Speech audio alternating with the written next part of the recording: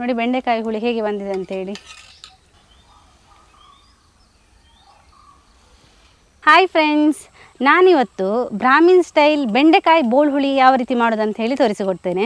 ಇದು ನಮ್ಮ ಎಲ್ಲ ಫಂಕ್ಷನ್ಗಳಲ್ಲಿ ಟೊಮೆಟೊ ಸಾರು ಆದ ನಂತರ ಬಡಿಸ್ಕೊಂಡು ಹೋಗ್ತಾರೆ. ತುಂಬಾ ಡಿಫ್ರೆಂಟ್ ಆದ ಒಂದು ರೆಸಿಪಿ.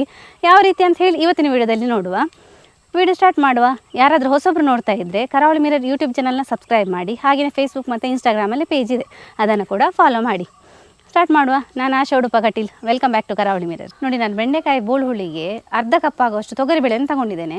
ಆ ತೊಗರಿಬೇಳೆನ ಚೆನ್ನಾಗಿ ತೊಳೆದು ಒಂದು 1/4 ಕಪ್ ಆಗುವಷ್ಟು ನೀರನ್ನು ಇಟ್ಟು ಬೇಯಲಿಕ್ಕೆ ಇಡ್ತಾ ಇದ್ದೇನೆ.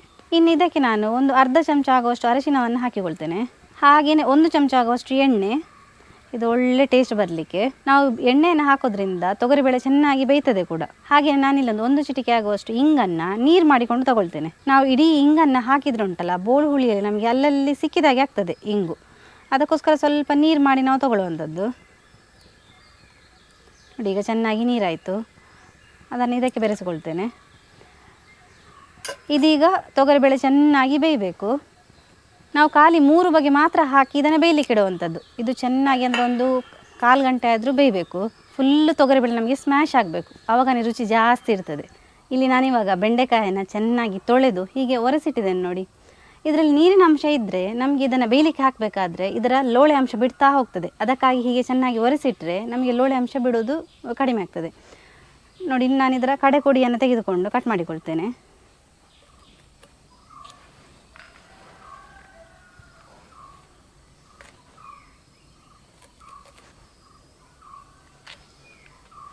ಎಳಾಸು ಬೆಂಡೆಕಾಯಿ. ನಾವು ಬೆಂಡೆಕಾಯಿಯನ್ನು ಸೆಲೆಕ್ಟ್ ಮಾಡಬೇಕಾದ್ರೆ ತುಂಬ ಉಂಟಲ್ಲ, ಕೈಯಲ್ಲೆಲ್ಲ ಕಟ್ ಮಾಡಿ ನೋಡಿ ತೆಗೆದುಕೊಳ್ಬೇಕು. ಇಲ್ಲಾಂದರೆ ತುಂಬ ಬಲಿತಿದ್ರೆ ಅದು ಫುಲ್ ಗಟ್ಟಿ ಇರ್ತದೆ, ನಮಗೆ ತಿನ್ನಲಿಕ್ಕೆ ಕೂಡ ಒಳ್ಳೆಯದಾಗೋದಿಲ್ಲ.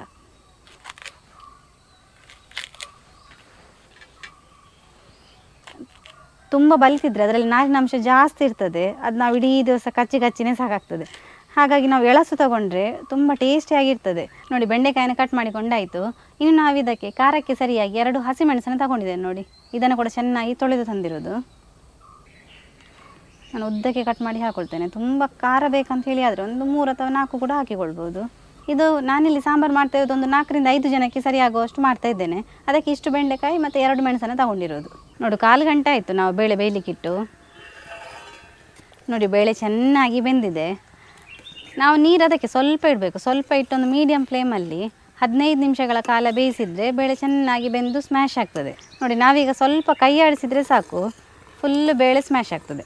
ನೋಡಿ, ನಾನಿಲ್ಲೊಂದು ನೆಲ್ಲಿಕಾಯಿ ಗಾತ್ರದಷ್ಟು ಹುಣಸೆ ಹಣ್ಣನ್ನು ತಗೊಂಡಿದ್ದೇನೆ. ಅದನ್ನು ಹೀಗೆ ಕಿವುಚಿಟ್ಟಿದ್ದೇನೆ. ಅದನ್ನು ಎಷ್ಟು ಬೇಕಷ್ಟು ನೋಡಿಕೊಂಡು ಹಾಕ್ಕೊಳ್ಳುವ. ಹಾಗೆ ಒಂದು ನೆಲ್ಲಿಕಾಯಿ ಗಾತ್ರದಷ್ಟು ಬೆಲ್ಲ ಕೂಡ ಇದೆ. ನಿಮಗೆ ಸ್ವಲ್ಪ ಸ್ವೀಟ್ ಜಾಸ್ತಿ ಬೇಕಂತಾದವರು ಸ್ವಲ್ಪ ಜಾಸ್ತಿ ಕೂಡ ಹಾಕಿಕೊಳ್ಬೋದು. ನಮ್ಮ ಉಡುಪಿ ಕಡೆ ಹುಳಿ ಎಲ್ಲ ಉಂಟಲ್ಲ, ಸ್ವಲ್ಪ ಸ್ವೀಟಾಗೇ ಇರ್ತದೆ.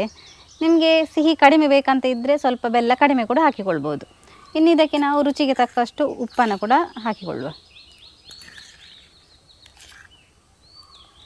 ಚೆನ್ನಾಗಿ ಮಿಕ್ಸ್ ಮಾಡಿಕೊಳ್ಳುವ. ಇದನ್ನು ಸ್ವಲ್ಪ ನೀರು ಮಾಡಿಕೊಳ್ಬೋದು. ನಾನೊಂದು ಅರ್ಧ ಲೋಟದಷ್ಟು ನೀರು ಕೂಡ ಹಾಕಿಕೊಳ್ತೇನೆ. ಇದು ನಾವು ಜಾಸ್ತಿ ಕುದಿಸಿದಷ್ಟು ದಪ್ಪ ಆಗ್ತಾ ಹೋಗ್ತದೆ. ಹಾಗೆ ಸ್ವಲ್ಪ ನೀರು ಹಾಕಿದರೆ ಕೂಡ ಏನು ತೊಂದರೆ ಇಲ್ಲ. ಬೆಂಡೆ ಯಾವತ್ತಿದ್ರೂ ಲಾಸ್ಟಿಗೆ ಹಾಕಿಕೊಳ್ಬೇಕು ನಮ್ಮ ಹುಳಿಗೆ. ಸುಮಾರು ಟೈಮ್ ಉಂಟಲ್ಲ, ಬೆಂಡೆಕಾಯಿ ಬೇಯಿಸ್ಬೇಕಂತ ಕೂಡ ಇಲ್ಲ. ಒಂದು 10 ನಿಮಿಷಗಳ ಕಾಲ ಮೀಡಿಯಮ್ ಫ್ಲೇಮ್ ಅಥವಾ ಸಣ್ಣ ಉರಿಯಲ್ಲಿ ಬೇಯಿಸಿದರೆ ಕೂಡ ಸಾಕಾಗ್ತದೆ. ನೋಡಿ, ಕುದಿ ಬರ್ತಾ ಉಂಟು. ಇನ್ನು ನಾನು ಇದಕ್ಕೆ ಬೆಂಡೆಯನ್ನು ಸೇರಿಸಿಕೊಳ್ತೇನೆ. ಬೆಂಡೆ ಮತ್ತು ಮೆಣಸನ್ನು ಒಟ್ಟಿಗೆ ಹಾಕ್ಕೊಳ್ಬೇಕು. ಇದೊಂದು 10 ನಿಮಿಷಗಳ ಕಾಲ ಒಂದು ಸಣ್ಣ ಉರಿಯಲ್ಲಿ ಬೆಂದರೆ ಅಲ್ಲಿಗೆ ನಮ್ಮ ಹುಳಿ ರೆಡಿ ಆಗ್ತದೆ.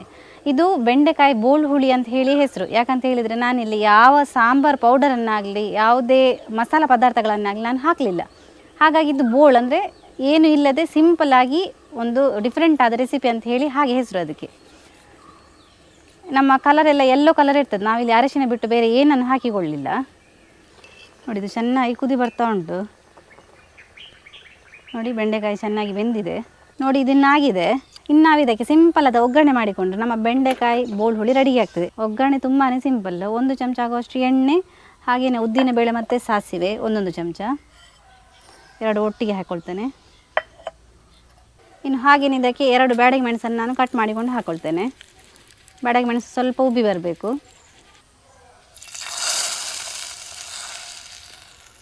ಇನ್ನು ಇದಕ್ಕೆ ಕೊತ್ತಂಬರಿ ಸೊಪ್ಪನ್ನು ಉದುರಿಸಿಕೊಳ್ಳುವ. ಚಿಕ್ಕದಾಗಿ ಕಟ್ ಮಾಡಿಕೊಂಡಂತಹ ಕೊತ್ತಂಬರಿ ಸೊಪ್ಪು. ನೋಡಿ ಬೆಂಡೆಕಾಯಿ ಹುಳಿ ಹೇಗೆ ಬಂದಿದೆ ಅಂತೇಳಿ. ಲೋಳೆ ಎಲ್ಲ ಬಿಡಲಿಲ್ಲ, ನಾವು ಆ ಥರ ಎಲ್ಲ ಒರೆಸಿ ಹಾಕಿರೋದ್ರಿಂದ ಲೋಳೆ ಬಿಡಲಿಲ್ಲ. ನೋಡಿ ಸ್ವಲ್ಪ ಕೂಡ ನೀರಿನ ಅಂಶ ಇರಲಿಲ್ಲ.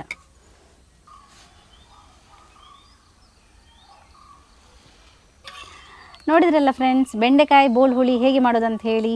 ನೀವು ಕೂಡ ಈ ರೆಸಿಪಿಯನ್ನು ತಪ್ಪದೇ ಒಂದು ಸಲ ಟ್ರೈ ಮಾಡಿ. ಹೇಗೆ ಬಂದಿದೆ ಅಂತ ಹೇಳಿ ನಮಗೆ ಕಮೆಂಟ್ ಬಾಕ್ಸ್ ಮೂಲಕ ತಿಳಿಸಿಕೊಡಿ. ಈ ವಿಡಿಯೋ ಇಷ್ಟ ಆದರೆ ನಿಮ್ಮ ಫ್ರೆಂಡ್ಸ್ ಜೊತೆ, ರಿಲೇಟಿವ್ಸ್ ಜೊತೆ ಹೆಚ್ಚು ಶೇರ್ ಮಾಡಿ. ಹಾಗೆಯೇ ಯಾರಾದರೂ ನಮ್ಮ ಚಾನಲ್ನ ಹೊಸಬರು ನೋಡ್ತಾ ಇದ್ದರೆ ಸಬ್ಸ್ಕ್ರೈಬ್ ಮಾಡೋದನ್ನು ಮಾತ್ರ ಮರಿಬೇಡಿ. ಹೀಗೆ ನಮ್ಮ ಚಾನಲ್ನ ಸಬ್ಸ್ಕ್ರೈಬ್ ಮಾಡಿ, ಸಪೋರ್ಟ್ ಮಾಡಿ, ಫಾಲೋ ಮಾಡ್ತಾ ಇರಿ. Thank you.